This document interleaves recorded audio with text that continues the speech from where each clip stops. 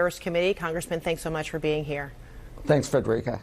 So the White House continues to say that Americans are safer today with Soleimani eliminated, but the White House is also telling Americans to leave Iraq, Pakistan, United Arab Emirates, to name a few. So in your view, are Americans safer today?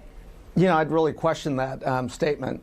If you look at everything that led up to this, you just went through the immediate events, but pulling out of the Iran nuclear deal hasn't made us safer. Iran's enriching uranium as we speak. The Iraqi parliament is now talking about kicking out American troops. That isn't making us safer, and it is not helping our interests in that region. Today, Susan Rice, former national security advisor under the Obama administration, wrote an op-ed in the New York Times saying Americans would be wise to brace for war with Iran. She says, I'm quoting now, in deciding to eliminate General Soleimani, Mr. Trump and his team argue they were acting in self-defense to thwart imminent attacks on Americans in Iraq and the region. This may be true, as General Soleimani was a ruthless murderer and terrorist with much American blood on his hands. Unfortunately, it's hard to place confidence in the representations of an administration that lies almost daily about matters large and small, and even in this critical instance, failed to brief, much less consult, bipartisan leaders in Congress. So, Congressman, do you worry about the credibility of this White House, despite the documented things that we just, laid out, the things that we know of publicly, which led up to Soleimani's death?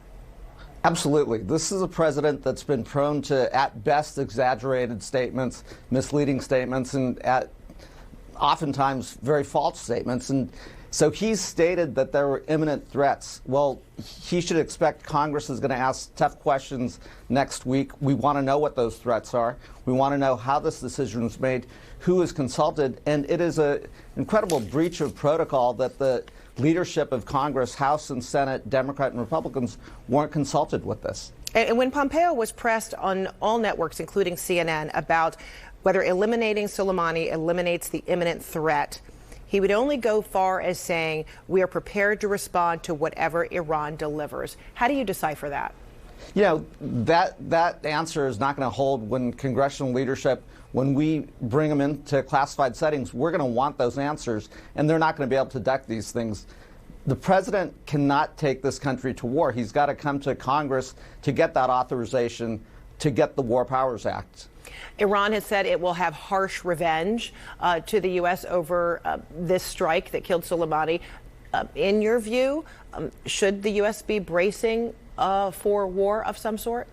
We should certainly be preparing to protect our men and women, our troops that are out there, our assets and individuals and our interests. That said, I would urge the Iranians to proceed with caution. Again, let's look for ways to de-escalate this situation that seems to be going in the wrong direction.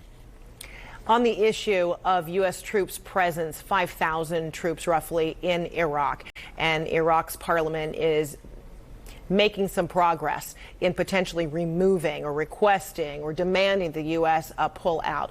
What are the dangers you see there? And is it that simple? Can that country just simply invite the U.S. out?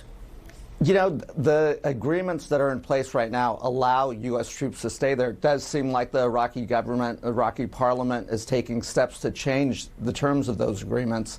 I think, again, advice to the Iraqis would be to proceed cautiously. I understand there's some anger towards the United States, but we saw what happened with ISIS and some destabilization within the country in prior years. So, again, if everyone can take a step back, let's look for ways to de-escalate the situation.